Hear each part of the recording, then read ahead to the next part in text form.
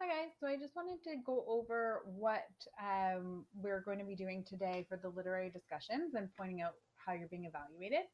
So the first thing is that you should have already yesterday gone over activity one content. So that's unit 4, activity 1 content. So you should have already reviewed literary theory and identified some additional terminology that you could use in your analysis. If you have any questions about that, please post it in the discussion board. It also gave you some information about Hamlet, and then it gave you a scene from Hamlet that you were supposed to read and analyze using different critical theories. Let me skip to the bottom of the scene. Okay.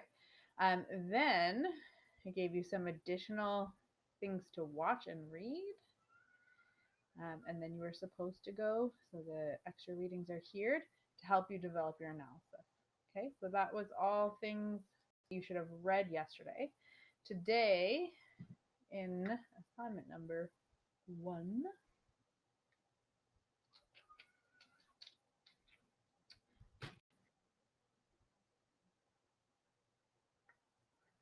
just taking 7 to 10 years to load. There we go. Okay, so for the assignment, you're going to be applying your literary theory to Hamlet. So you've read the passage, hopefully several times, and you're going to analyze the text from 3 different perspectives. So you're going to choose 3. There's 4 in the theory organizer, but you should have chosen just 3 to focus on. And so, which means you don't have to do one. You're going to read the essay that goes with the literary criticisms that you chose and consider how it does or doesn't connect to the information that you got in your organizer already. Then, in at your scheduled time, which was posted in the newsfeed from yesterday, I'll be sending you a link to your school email. You just click on the link and join the Google Meet. And we're going to talk about each theory and all the insights that you bring. Just keep in mind that anytime you're analyzing anything through literary theory, you're not just going to make observations from the text, but you're going to look at how does noticing, this archetype in the text, how does that create or highlight a theme or meaning in the text that you wouldn't have gotten to if you hadn't considered archetypes. So, and that goes for any theory. So, if you observe something about a power dynamic between a woman and a man, and you're analyzing something through feminist literary criticism, you're going to extrapolate that to like what ideologies are being represented in the text because you've made that observation. Okay, so you're going to apply the observations you make to theory. And that's going to be essential for all of the remaining literary theory assignments.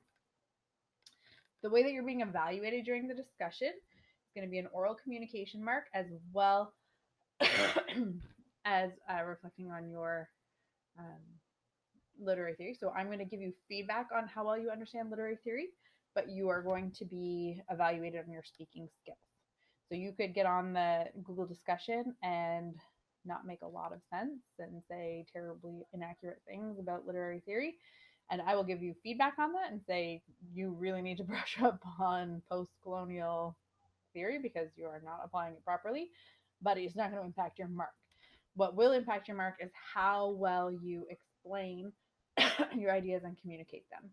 And how well you listen to your peers. So the first category that you're being evaluated in is listening to understand. So a level 3 is demonstrating active listening skills to understand and respond to a peer comment with considerable effectiveness, which means you're not just sitting in your discussion waiting for your turn to talk. You're listening to your classmates and you're responding to them. So you might say, I noticed something similar to what you said, but I disagree with this part of it. This is what I thought, but I liked what you had to say. So you're going to be demonstrating that you understand your peer and then extending on what they've said as part of the discussion. Okay, so it's really important you're modeling appropriate listening skills, not just chomping at the bit to get in there. So that's generally an area of weakness that we all have in discussions. We're just like waiting to get our brilliant ideas out there. We're not really listening. And in a discussion, obviously, you have to listen and then respond and then bring in some of your brilliant ideas when there's a bit of a lull. All right. The second thing I'm going to be evaluating you on is your communication skills and when you're speaking. So, how well do you use your volume, tone, cadence, body language, eye contact, and diction to communicate understanding of the text? So, are you reading off the paper in a really bored way that doesn't help your audience to understand you?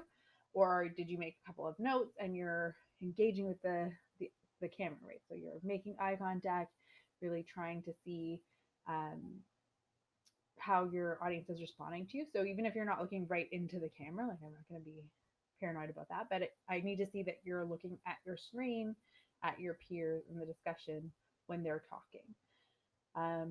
Your body language shouldn't be like hunched and bored. You should make sure that you're speaking audibly and that you're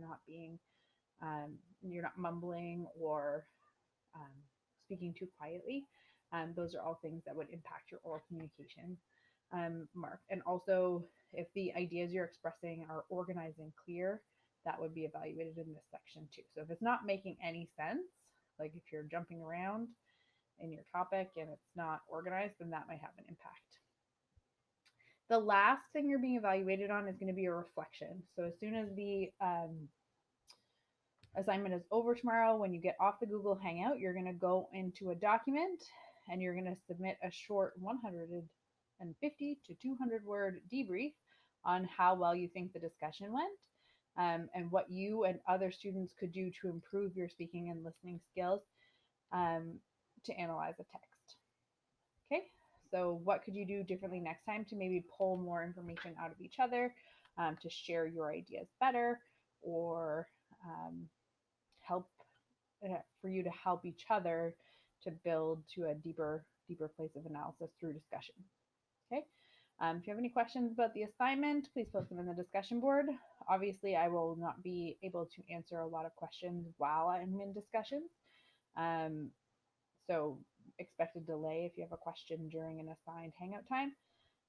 But other than that, I should be able to get to all of your answers. Also, tonight, I'm going to be opening Unit 4 for anyone who is not yet into Unit 4. I will close it again after the discussions. So if you are not finished all of the term work from Unit 2, you need to get that finished so that you can continue with Unit 4 once we're finished tomorrow. All right. Good luck and enjoy.